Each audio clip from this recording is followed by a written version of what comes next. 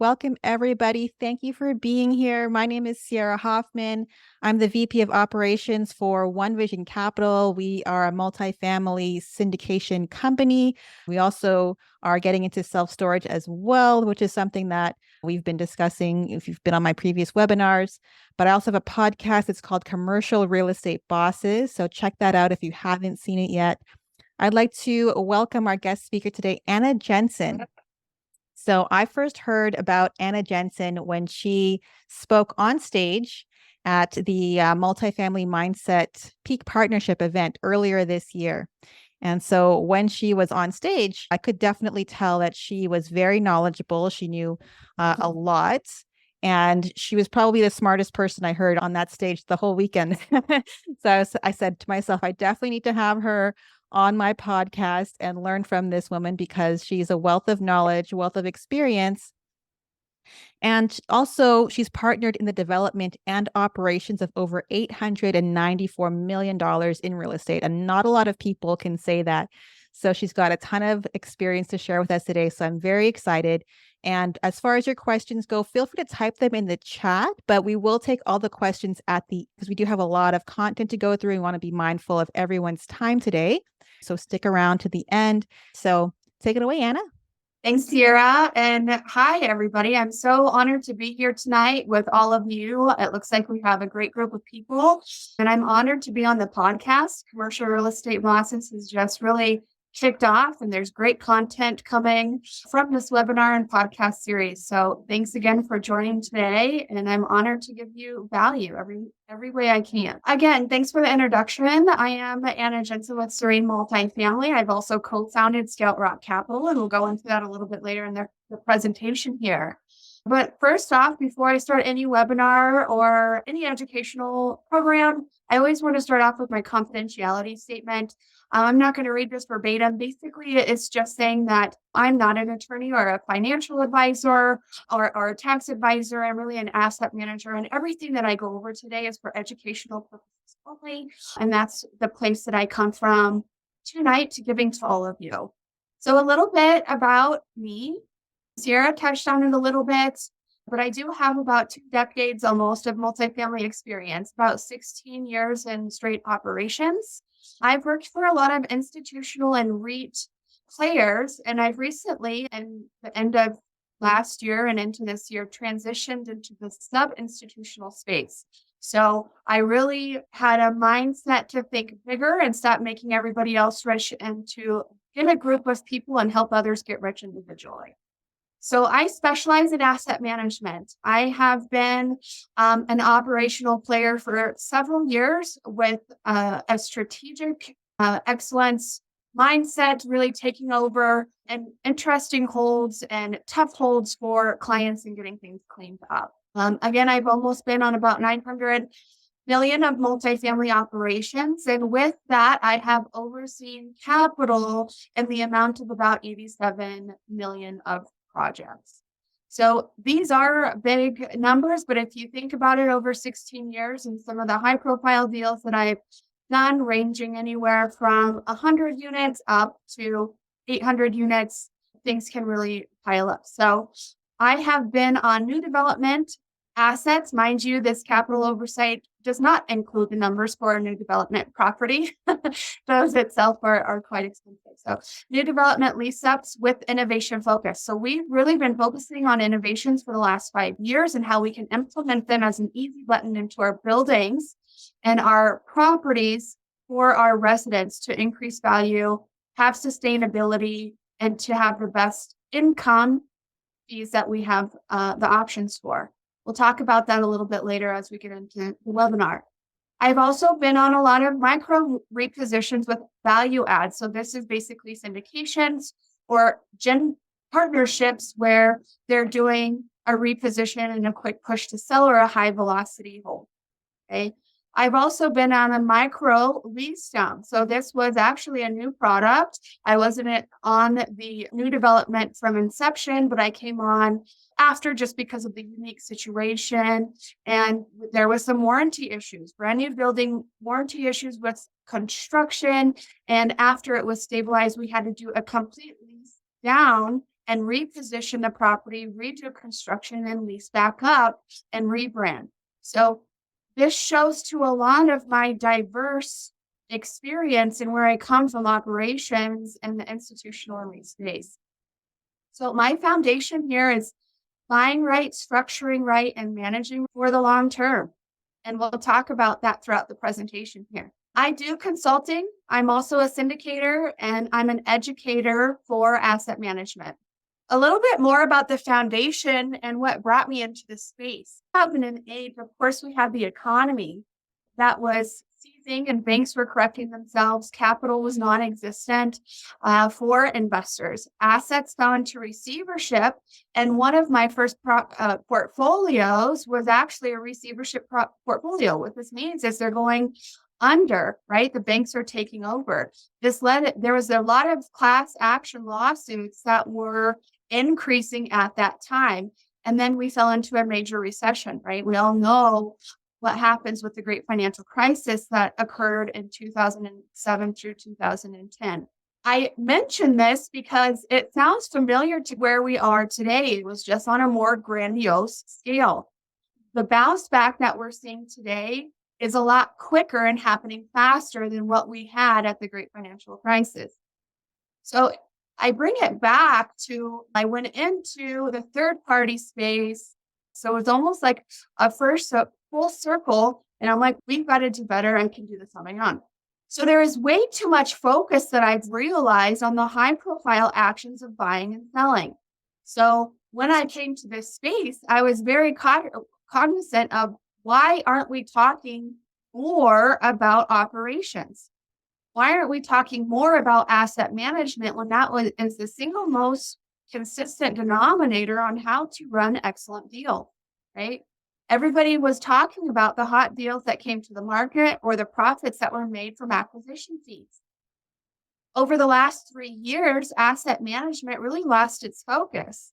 And it's time to reset. And I'm happy to be here today to be able to be one of those voices to bring awareness to the space of operations. So if you were to work with me over the years, you would know that most of the people would say, yeah, she's just so gung-ho about holding on to operations. And it's true because I became very disheartened in the fact that it was just going by the wayside. So asset management is the most important part of the investment and the strategy cycle that we can hold on to today. It is time to level up. And so the biggest question that I ask today, before we start this presentation, is do you have what it takes? And I'm sure every single one of you do because you showed up here tonight and you have a passion to understand operations and you want to dig in. The good thing is that I'm here with you. Going through the trenches and knowing operations is paramount, and having somebody that you can lean on to ask questions, to consult with, to help structure things is going to be vital.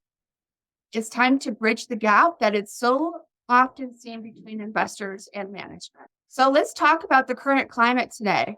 All right. So I want you to keep in mind this graph here of a real estate cycle because we're going to bring reference back to it throughout the presentation here. Okay. So this is proven trends of real estate cycles, right? Where were we at the peak 16 months ago? Where are we today? Okay. So what goes up must come down and then we find a balance, right? And then it peaks again. So we're here and it depends on where we are in your market, mountain, Midwest, East Coast.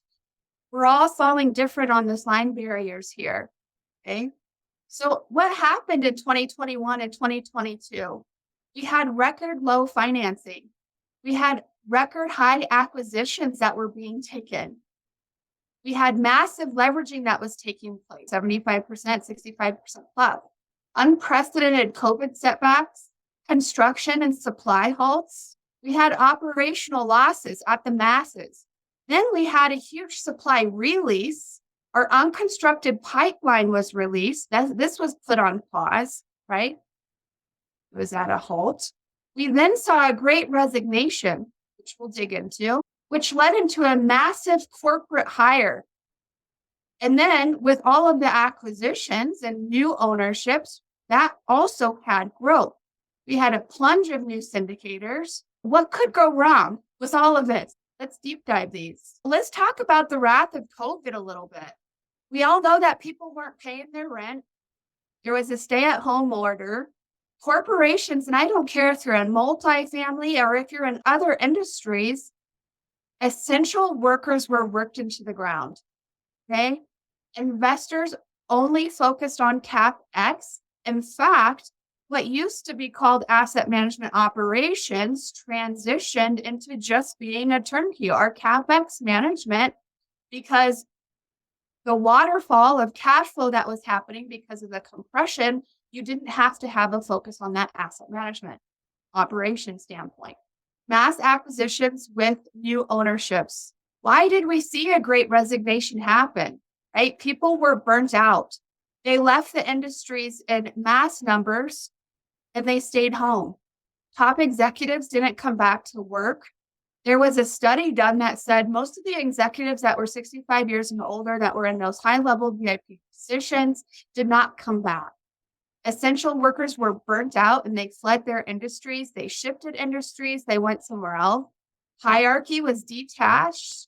And a lot of times because of this, they lost respect from their people that were boots on the ground. And when they did come back, there was a detachment there, right? So with the Great Resignation and the mass promotion, there was so many entry-level hires, right? They hired from within corporations did, have it be that person was qualified for the job or not. They moved people up. They did a mass hire on the bottom end.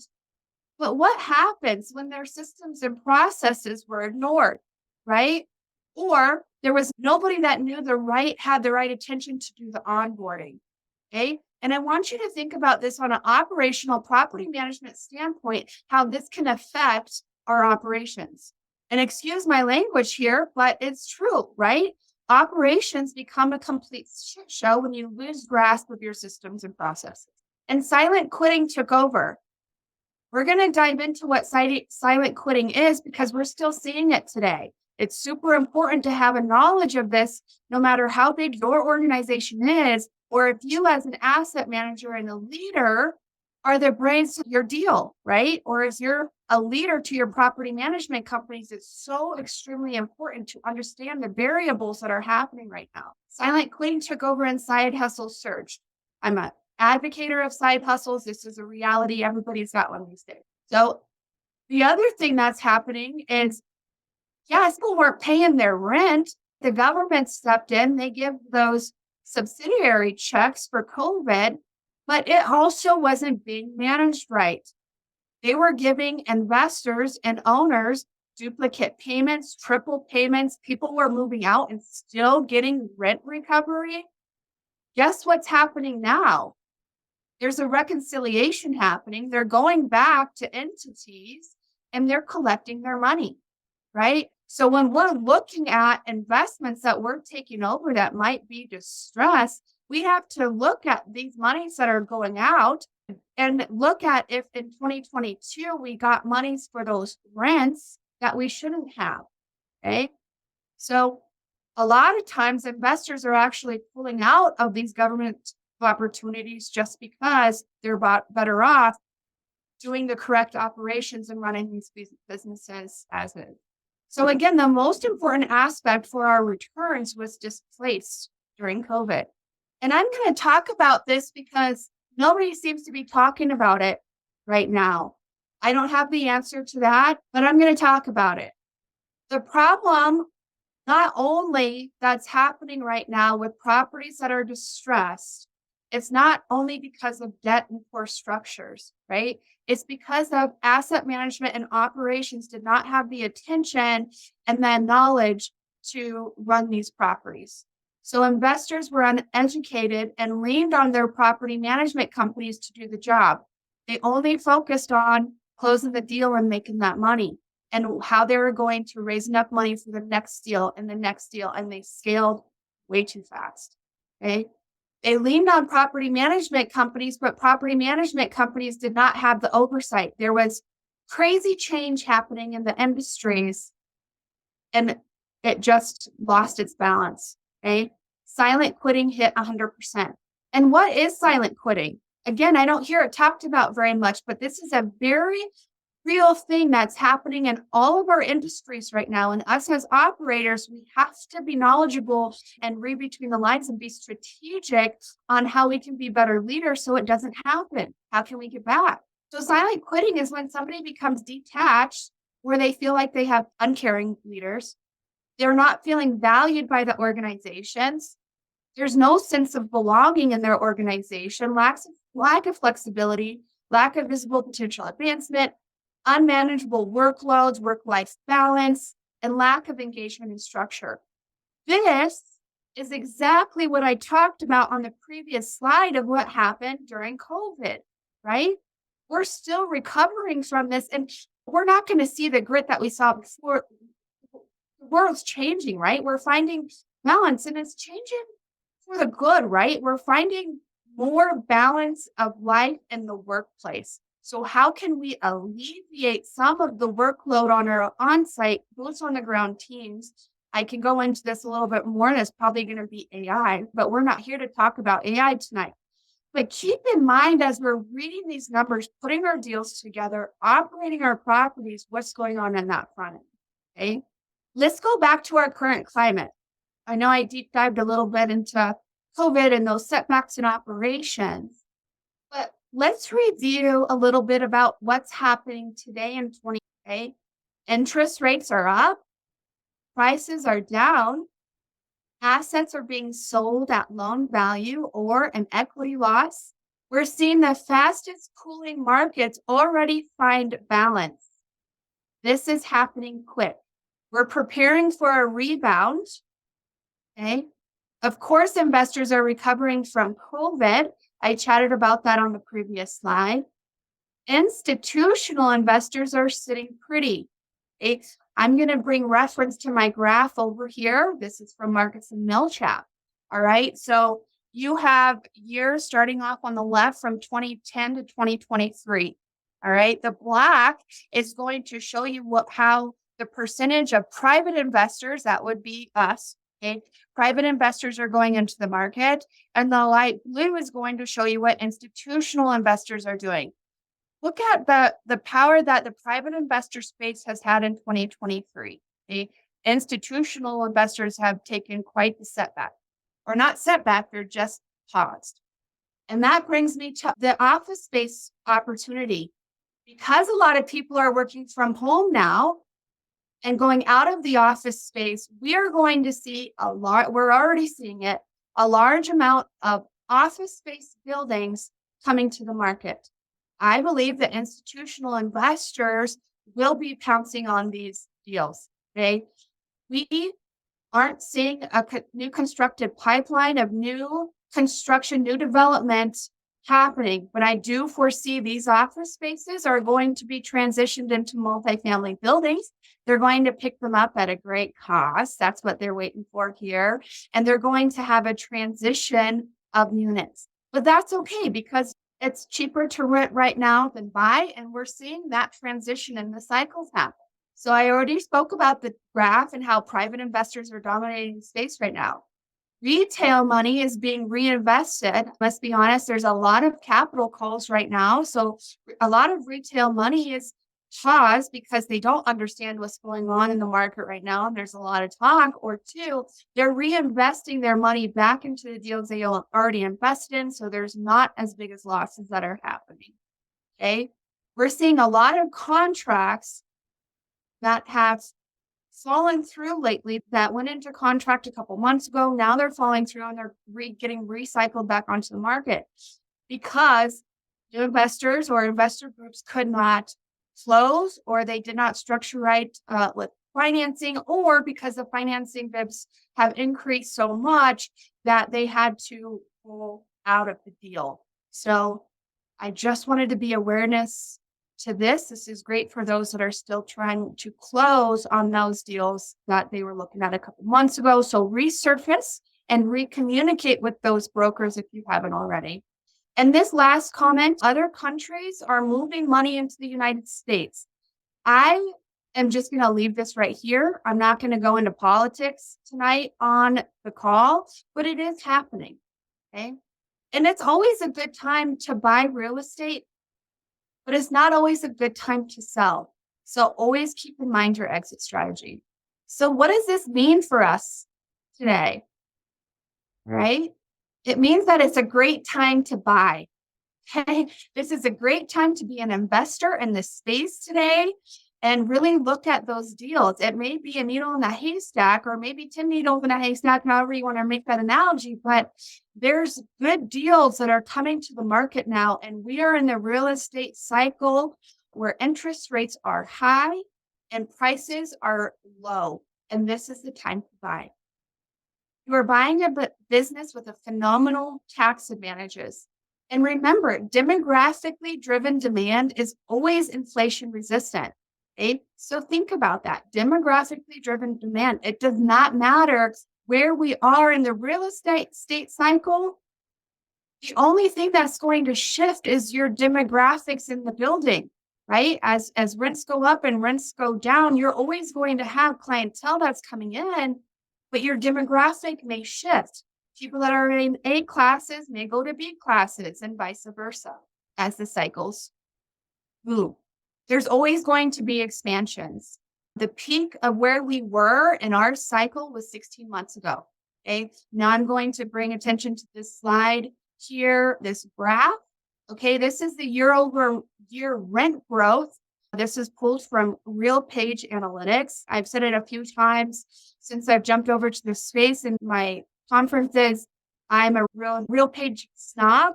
And even though it's more overhead, I enjoy having these platforms because the more people that invest in it, put their data in it, the better data analytics that we're getting. And I always pop things out on my Facebook group of tips and tricks and what type of systems to use that will best give you the right data for your businesses. If you haven't followed me on my Facebook group, please do that. You can find a link to my website, which I'll give you at the end. All right. So going back to this slide here. So this is going to give you data on a 6-month scale per year. This is going from 2010 to 2023. These are based on rents.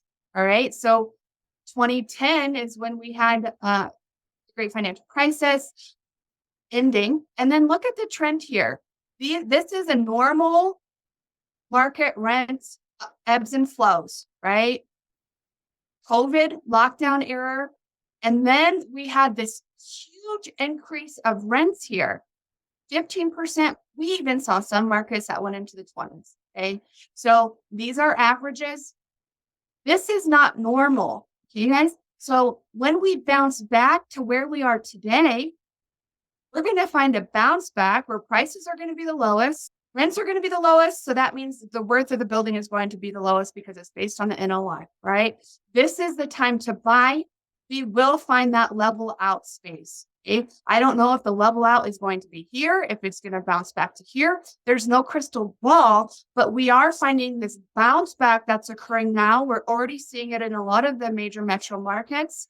Again, every market is going to be different depending on where it falls within the cycle. Okay. So there's a massive upside when prices are down. I talked about that because when prices are down, rents are down, better to buy.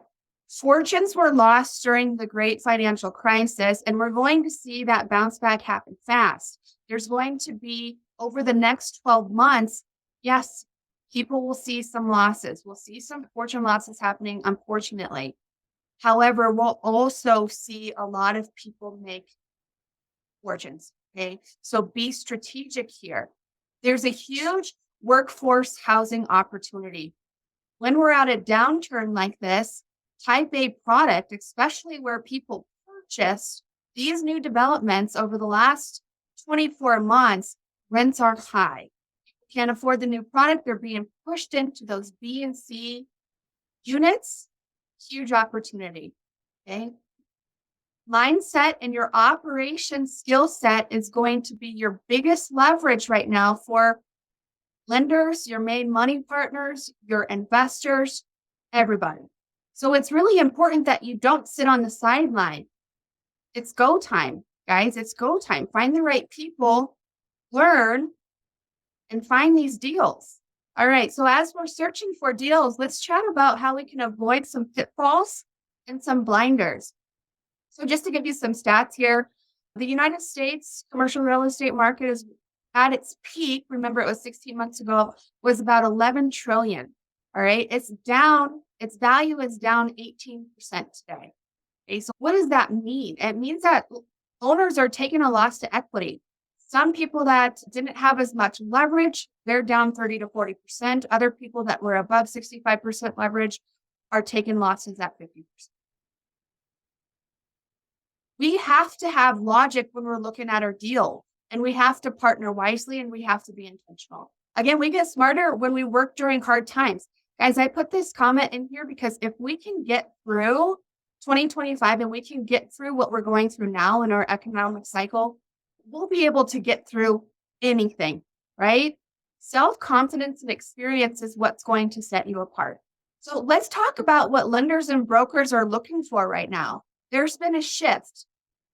Okay, so if last year, this time, lenders and brokers were really looking at the amount of doors you had under management. They were looking at your liquidity. They were looking at how fast you scaled. They didn't care if it happened within a year, within 5 years, 6 months. If you had that, they would sign the deal. They'd chat with you. That has now shifted. Okay. Lenders are now looking at the experience piece. The sophistication piece of your partnership is what's going to have you execute the deal. Yes, liquidity, the play of liquidity does come in there, especially depending on what type of loan you are. Having bridge requirements are different than fixed requirements, etc. But experience is going to be the main denominator here that's going to help you close your deals. Your lead sponsor sourcing shifts during economic cycles. What I mean by this is when you're finding a lead sponsor, if you're not one yourself, depending on where we are in the real estate cycles, it will tell you what kind of sponsor you need to have, right? 2 years ago, you just needed to have a big rich guy, right? Somebody that had a lot of doors that can sign on the line. Now, you also need to have somebody with experience.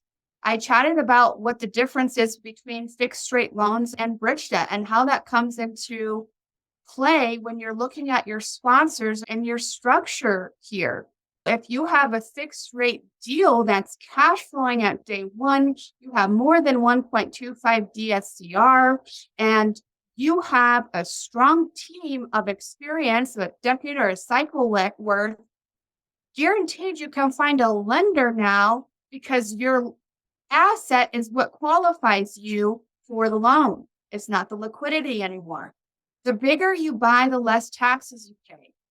Main equity partners and pref equity partners are increasing over retail partners right now.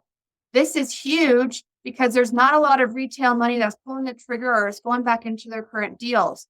So main equity partners are great people to have on your side. And if you go with a pref equity partner, please do your research and make sure you know what that means and what those requirements are. Now is the time more than ever to be an expert at your trade.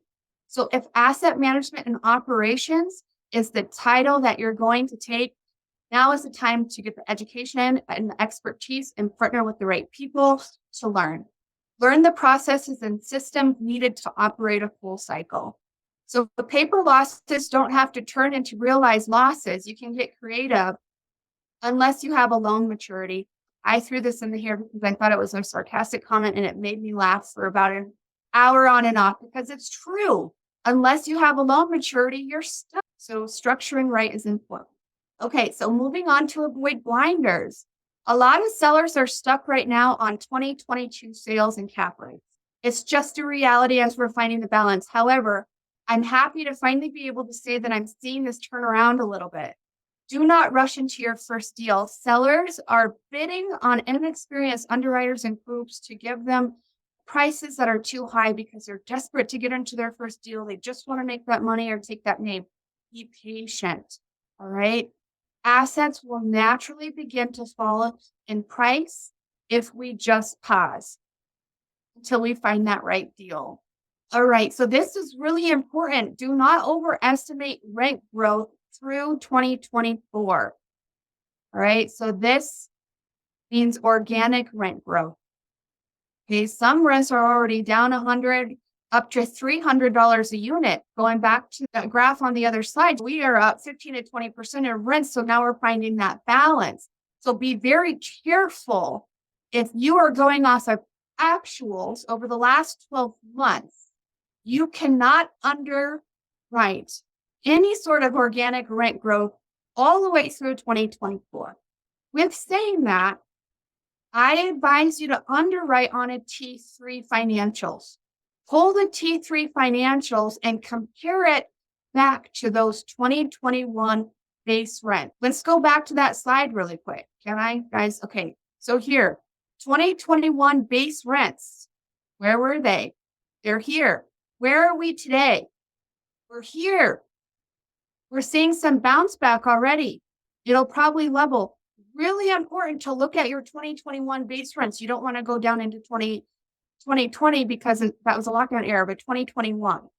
So when we compare our rents to 2021, rents are, keep in mind that it's way too volatile right now to only base your rents off of the T3. That's why I say to go back to 2021. Okay, guys? It's okay to base your rents off of 2021, but do not base your expenses off of 2021. You're going to want to use your current T12 financials. In 2021, weird things were happening with supply. Use your current financials for those. It's really important to be able to manipulate your financials in your underwriting system. It is not a plug and play. Make sure whatever underwriting program, database, spreadsheet you're using, you have the ability to look at this 3-year spread or 2.5-year spread and take pieces. Because what we've seen over the last 24 months has been unprecedented, right? We can't just base it off of one T12. We have to get creative and go back further. If brokers don't want to give you the 2021 to 2023 financials, move on. There's a reason here, okay? They're hiding something or there's something going on, but everybody should have financials and be able to prepare all the way through Q2 of 2023. Always have enough money in reserves and CapEx and budget right. Interview your sponsors. I think I've said this a couple times through the presentation. It's super important. Not all sponsors are treated the same. And then, of course, you're looking at the cycles and what that sponsor can give you on the cycle to close the deal, but also think about what your goal is, right? What is your goal as an entrepreneur? Is your goal to source a deal and raise money for somebody else's group? Or is your goal to learn and to run these deals on your own, acquire an asset, shadow the operations, be there as a partner, have that understanding? So ask the right questions, figure out what your goal is, and then run with it. And I put this fun fact in here, okay? So 2 years ago, organic rent growth gave better returns than forced. Think about that for a second. We've never seen that before. That means that the rents had increased so significantly high at that 15 to 20% mark, and they were increasing higher than what we can renovate a unit and force that rent up, okay? So let's talk about what it means when I say buying, structuring, and managing right. And let's dig into my buying right aspects. Know your real estate cycles. Buy when interest rates are high and when prices are low, okay? Some of this might be repetitive during my presentations here because it all intertwines together, everything I chat about. Don't sit on the sidelines and be a problem solver. What does it mean to be a problem solver? Okay. So, I mean, what problem are you solving for the seller, right? If you can figure out what the problem is, then you can negotiate better and you know if you have a deal there. If you're trying to acquire an asset that is just sitting there, has returns steady, not doing anything, there's lots of equity in the deal, you're not going to be able to make a good deal, if you will. You can still buy the asset, but what's your goal? Okay. So we can go into what kind of problems you can solve. If you want me to go into that later at the end, we can definitely do that if we have enough time. So focus on broker and lender relations when the supply is low. Okay. Your lenders are going to be your best friends right now, and your broker's getting on those quick call lists. Be strategic in the markets based on the real estate cycles. The Midwest, the East, and the Mountain are all very different. The mountain region is known for being more volatile. It has more ups and downs, but there's pros and cons to that, right? There's a lot of pros. You can have a different structure or strategic build if you're here, and you can have a high velocity push sell. Midwest, you can have a long-term hold. It all correlates. Stick to your buy box. It brands you consistently and powerfully. Are you focusing on the mom and pops? Are you focusing on the C class, the B class, the new development? Focus on your plan and your strategy. There's not one that's better than the other. I can tell you what I like, and I probably will, but everybody has their own strategy, right? Keeping this clear and consistent for your lenders and your brokers, you'll come to the top of their mind. Oh, that fits perfectly in there. They're in this market. You'll be the first on their call list. Buy on actuals only. Okay. And I'm happy to see this go out the door. Earlier this year, it wasn't. Brokers were still, and sellers were still basing it off of performance, but you really need to focus on those actuals all the way back to 2021.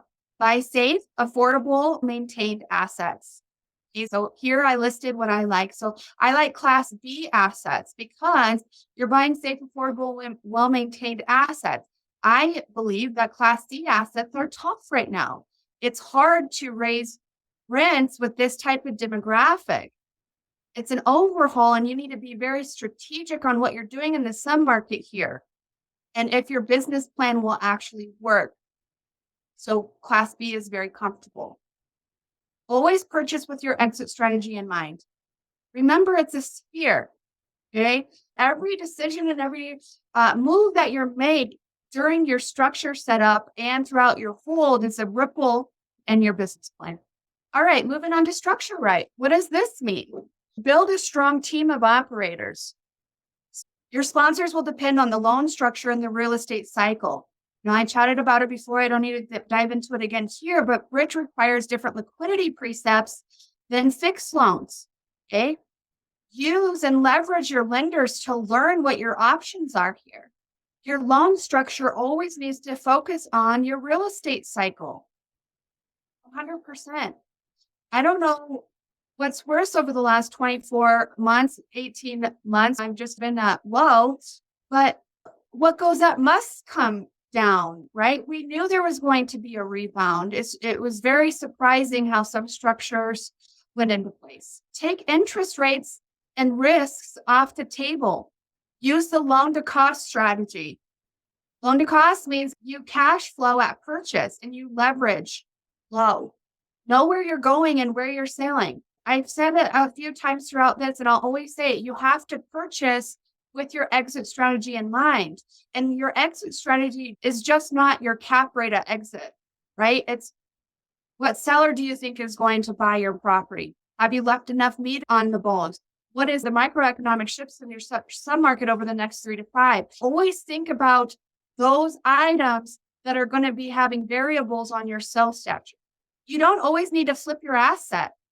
Right now, always, you can be very creative on how you refi, right? You can often refi and give money back to the partners that are in it. And you can go into a different structure in 2 years. Just be cognizant if you have a repayment penalty. Or you can have your company buy your deal, right? You can have 2 different companies. I've seen a lot of very successful investors that do this. Of course, it happens more often with new developments when they get stabilized, but it also happens with repositions. So the common denominator that I've talked about for the whole presentation has been real estate cycles. You have to know where you are at all times on a macro level. All right, so moving on to managing right. Educate yourself so you know what you're doing. Pay attention, be active, and be present. Partner with an asset manager sponsor that has been through the trenches. Learn from them so you can execute and take those tips. Focus on people, culture, processes, and systems. Focus on operational efficiencies and control your expenses and increase your income. Okay. Fee income should be 15% at least. Write that down, guys. I hope everybody's taking notes too. So it should be at least 15% of your income. So think about profit splits. We're seeing this right now surge with side hustles and affiliate marketing and all this other things. Also bring it into your business. I'm going to list a bunch of ways that you can bring other income into your business for a multifamily hold. All right. So doggy DNA, parting income, vending income, fetch package control. You can almost eliminate, depending on what kind of asset you hold, you can eliminate employee asset hours that you're paying out because let's be honest, a lot of times leasing consultants or operational people, depending on how big your property is, they're constantly delivering packages or managing that package system. Fetch is in almost every market now. So give them a call and you get money back to your asset. Laundry income, late fees and NSF fees, valet waste, dry cleaning. I don't care what demographic is in your building, offer it. There's those people that really benefit off of this, and you can make a percentage back to your property. EV stations, this is huge, guys. Have one, put it into your CapEx underwriting at the beginning of your hold, or when you rebudget for next year, pop it in there. EV stations, you can make a money back to your property, but you're also getting huge tax advantages. Pet rent, Hello Alfred. If you don't know about Hello Alfred, it's a concierge services platform. They have many different tiers that you can offer in. They give a percentage back to you depending on what kind of need your residents could use, right? So fitness affiliates, if you have a fitness center or a fitness area on your property or in your building, have a coach come in or a personal trainer, offer it to your residents, and then you get a kickback for bringing that client to them. Okay. Utility rebill and rubs, huge money source here. Satellite contracts, e-workspaces. Guys, this is huge right now because of what happened with COVID. People are working from home. Office spaces are going non-existent. But when people are working from home, they actually are finding now they want a place to work outside of the house. People are going to Topo. People are going to different WeWork organizations or different areas to get out. But if you can actually transform, if you have a business center or you have unused space into WeWork spaces, you can rent them out on a weekly, daily, monthly basis, and you're getting profit shares back. Okay. Resident gardens. This has also been very successful on all different asset classes, especially right now. There's a shift to being more organic, homegrown. The cost of food, the cost of prices are going up. People are bringing it more in and they don't want it in their apartments. You can rent out space for that resident only where they can actually have a garden, storage units, donations.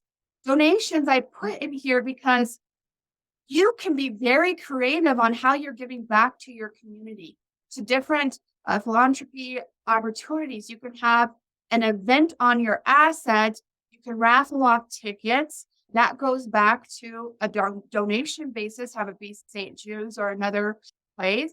And you can even be creative and say, round up on your rent, have it be $5, have it be $20, right?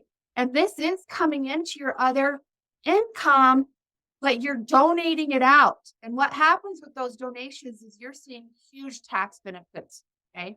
So storage and bike rentals. You can set up an area, unused space in your building. You can have slots where people are storing those bikes and you can charge per slot, $10, $15 a month just to keep their bike there safe and secure, not out. Huge for college surrounding. So again, just some areas that we can bring back and make additional money to strategize on how we're managing right and increasing those profit splits and increasing our income. So we are going to survive and thrive through 2025. And again, that makes you golden. You're going to see huge changes in 2026. So that's my spiel today, this evening, and this webinar. I hope you all got lots of value, and I'm here to answer any questions if you have any today. Thank you so much, Anna. That was awesome. If you guys do have questions, feel free to go ahead and unmute yourselves or type in the chat. Great presentation. I just wish you had more data. No, I'm just kidding. It was like drinking from a fire hose. Loved it. Hi, Anna. You mentioned earlier sharing pitfalls or a list of something, and I can't remember what that list was by the end of the presentation if we were interested. So I think you're referring to be a problem solver. There we go. Yes, that's it. Yeah.